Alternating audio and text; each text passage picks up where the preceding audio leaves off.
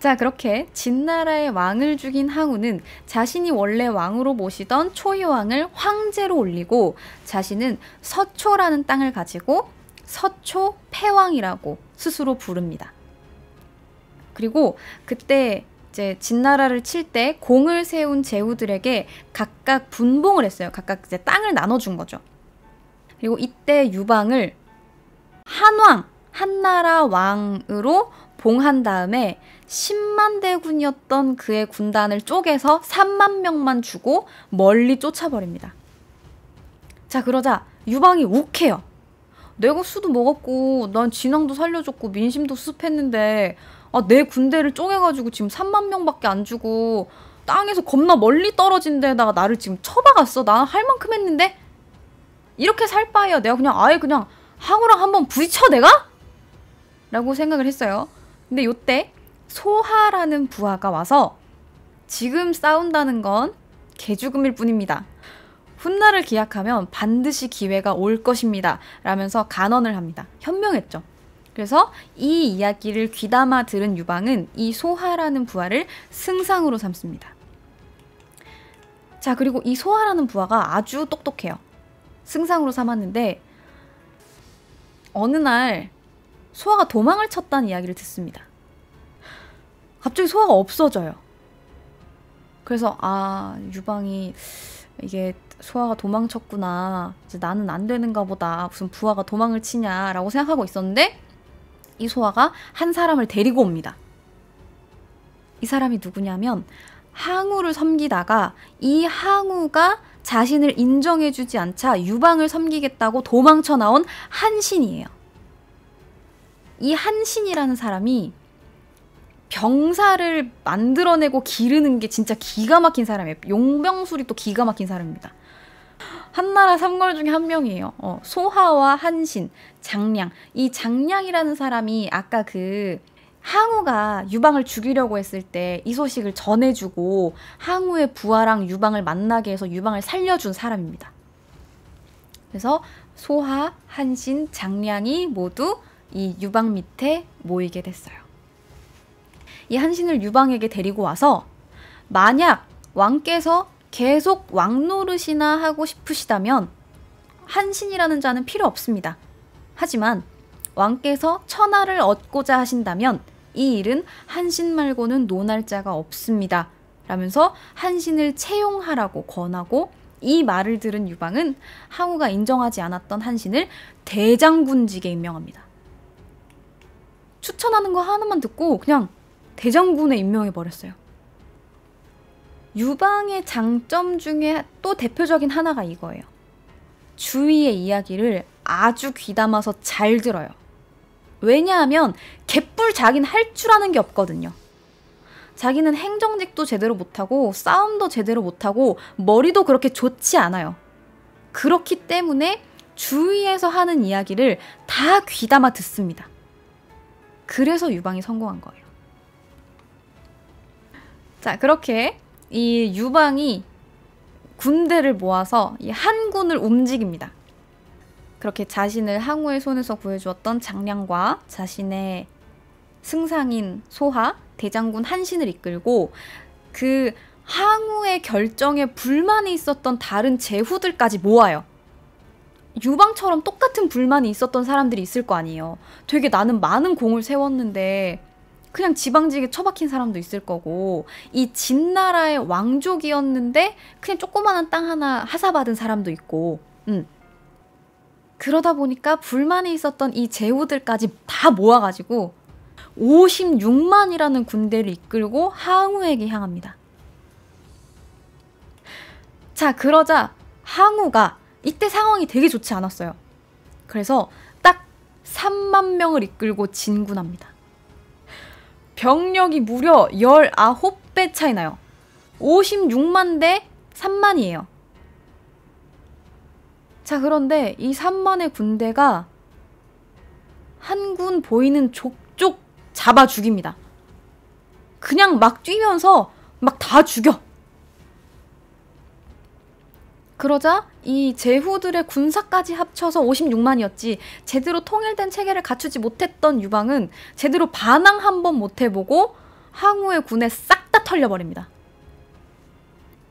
그리고 이 56만 중에 10만은 수수라는 강에서 싸우다가 죽었고, 또 이제 싸울 의지를 잃은 사람들이 수수 강에 뛰어들고, 그래서 10만 명이 수수 강에 뛰어들어서 이때 강물이 시체에 막혀서 흐르지 못할 정도가 됐었다고 합니다.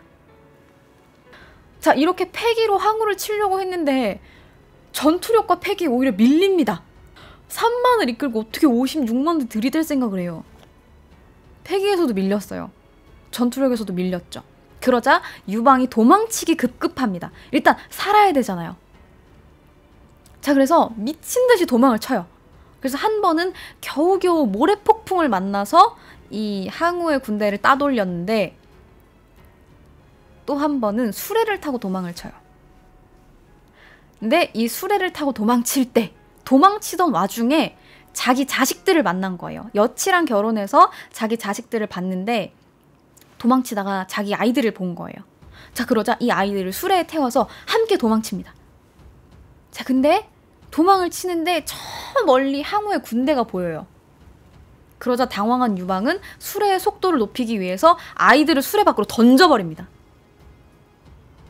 자, 그러자 이 수레를 몰던 하후영이라는 사람이 수레를 멈추고 아이들을 다시 태워서 진정시킨 다음에 진정이 된 후에 또 전속력으로 도망을 쳤어.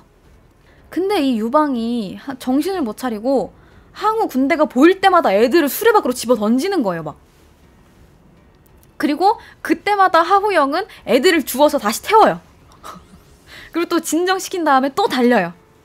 근데 이게 3번이 반복되니까 참다가 유방이 하후영을 찔러 죽이려고 합니다. 자, 그러자 하후영이 이걸 피합니다. 회피를 한 다음에 일침을 놓쳐. 아, 짐승도 자기 새끼는 소중한 줄 아는데 어떻게 왕께서 이게 지금 뭐 하는 짓입니까? 라고 하자 그제서야 유방이 조용해집니다.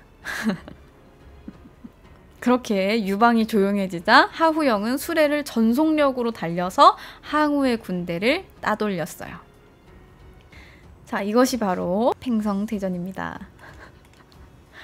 이렇게 거하게 털렸던 유방은 다시 한번 심기일전에서 항우를 치기로 합니다. 근데 부하 한 명이 항우랑은 싸워봐서 아시지 않습니까? 우리 56만이 3만한테 털렸습니다. 우리 전면전으로 싸우고는 절대 이길 수가 없습니다. 차라리 우리 참호를 파서 참호를 지키기만 합시다. 라고 제안해요. 그리고 프로 수국러 유방은 이를 또 받아들입니다. 오케이. 그래서 참호를 파서 깨작깨작 항우를 괴롭힙니다. 한 파티 보내서 한번 털고 도망치고 참호를 또 지키고 또 한 파티 보내서 또 괴롭히고 전쟁을 장기전으로 만든 거예요. 자, 그러자 괴롭힘을 당할 대로 당해서 열이 받은 항우는 유방을 끌어낼 수도 없고, 그렇다고 전쟁이 장기전이 됐는데 보급을 빨리 받아야지 우리도 장기전이 될 거 아니에요. 먹을 거, 싸울 거, 입을 거 이게 계속 보급이 돼야 되는데 깨작깨작 참호 파가지고 보급로를 계속 끊는 거야, 유방이. 자, 그러자 이 항우가 유방의 가족을 인질로 잡습니다. 그리고 아버지를 데리고 와서 지금 당장 항복하지 않으면 네 아버지 삶아서 죽여버릴 거다 라고 협박을 해요. 자, 그러자 유방이 이렇게 대답합니다. 우리 예전에 함께 싸울 때 의형제 맺지 않았습니까? 의형제면 우리 아버지가 항우 씨 아버지도 될 텐데 본인 아버지 삶아서 죽이시겠다고요? 아이, 그러면 국물 맛 좀 한번 볼까요? 라면서 패드립을 시전합니다. 그래서 이 항우가 진짜 유방 아버지를 삶으려다가 포기했어요. 자, 근데 일단 아버지는 살려줬지만 전쟁은 끝내야 되잖아요. 그래서 비겁하게 숨어있지 말고 차라리 우리끼리 대놓고 결판을 한번 내보자! 라고 승부수를 띄웠지만 유방이 눈 하나 깜빡하겠습니까? 유방은 꿋꿋하게 참호에 숨어서 나는 힘으로 싸워서 이길 생각이 없어! 제안을 받아들이지 않겠어! 그러면서 역으로 항우가 지은 10가지 죄목들을 나열합니다. 심리전을 펼친 거죠. 일단 항우의 죄가 꽤 있어요.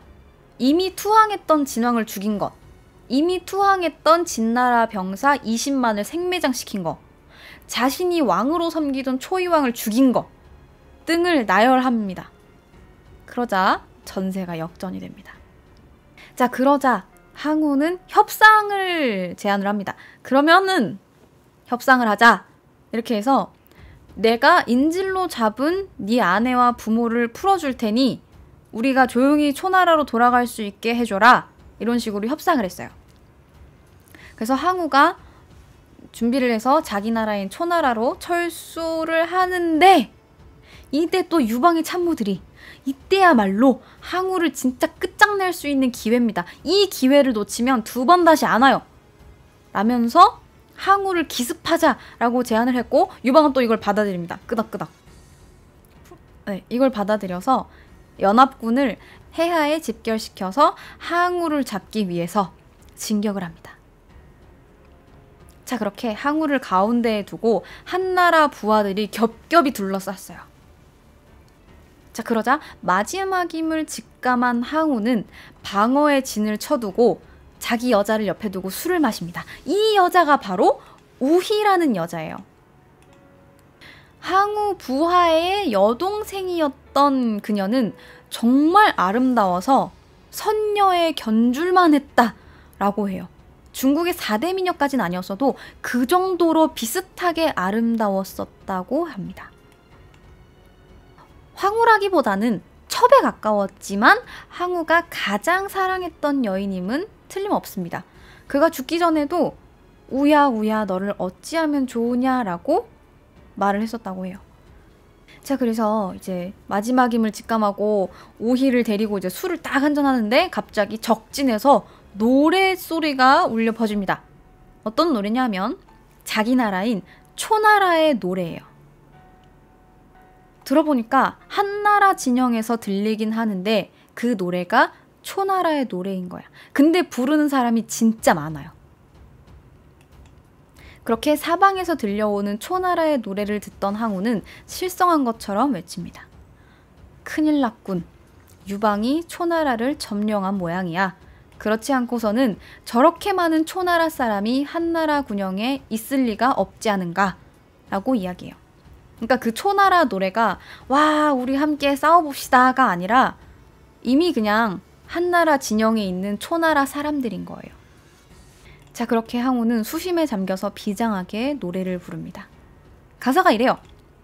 힘은 산을 뽑을 수 있고 기계는 천하를 덮을만 하건만 시운이 불리하여 오추마도 나아가지 않네. 오추마는 항우의 애마예요. 항우의 것들 중에 가장 유명한 게 이 오추마와 우희입니다. 오추마가 나아가지 않으니 어찌하면 좋을까? 우희야 우희야 너를 어찌하면 좋을까? 라는 노래를 부릅니다. 그리고 이 노래를 들은 우희와 시종들이 다 이제 눈물을 흘렸다고 해요. 그러면서 이 우희가 대왕께서는 전의와 기계가 다 했으니 천첩인들 어찌 살기를 바라리오 라고 말하면서 이 주위에서 다 들려오는 초나라 노래소리에 맞춰서 구슬프게 춤을 췄다고 합니다. 그렇게 이야기를 하고 춤을 춘 뒤 우희는 스스로 목을 찔러서 자결합니다. 전설에 따르면 이 우희가 스스로 죽자 그녀가 흘린 피에서 한 송이 꽃이 피어났고 이것이 우미인초라고 해요. 자, 이렇게 사방에서 초나라의 노랫소리가 들려온다 라는 이 상황을 사자성어로 만든 게 바로 사면초가입니다. 누구의 도움도 받을 수 없이 고립된 상태를 일컫는 말이죠. 자, 그리고 그날 밤 항우는 자신의 애마인 오추마에 올라서 800여 명 되는 병사를 이끌고 필사적으로 한나라의 포위망을 뚫고 진군합니다. 그렇게 날이 밝고 항우가 도망친 것을 알게 된 한나라 군대는 6천여 명을 이끌고 항우를 쫓습니다. 그리고 항우가 발견되었을 때는 이미 그의 군대가 한 100여 명 정도밖에 남지 않았다고 해요. 그러자 항우가 자신의 오추마에서 딱 내리더니 칼을 딱 들고 아이 들어와 를 시전합니다. 그래서 필사적으로 막 육탄전을 벌이는 거예요. 자, 그렇게 육탄전을 벌이다가 회복하지 못할 상처를 입자 스스로 목을 베어 자살합니다. 그리고 이렇게 천하를 제패했던 패왕 항우와 연인이었던 우희가 이별하는 상황을 패왕별희라고 합니다. 이게 여기서 나왔어요. 뭐 장국영 씨가 연기하기도 했죠. 자, 그렇게 해서 이 유방이 한나라를 통일하게 됩니다. 근데 이후 유방은 자신의 승리 이유를 이렇게 이야기했어요. 나는 행정에서는 소하에 못 미치고 지략에서는 장량에 못 미치고 군사 지휘에서는 한신에 못 미친다. 그러나 나는 이 모두를 부릴 수 있었다. 반면 항우는 범증 한 사람도 제대로 부리지 못했다. 그래서 내가 승리한 것이다. 라고 이야기했어요. 자, 이렇게 오늘 초한지에 대한 이야기와 여기에 관련된 사자성어 항우장사 그리고 사면초가 패왕별희까지 알아봤습니다. 재미있었나요?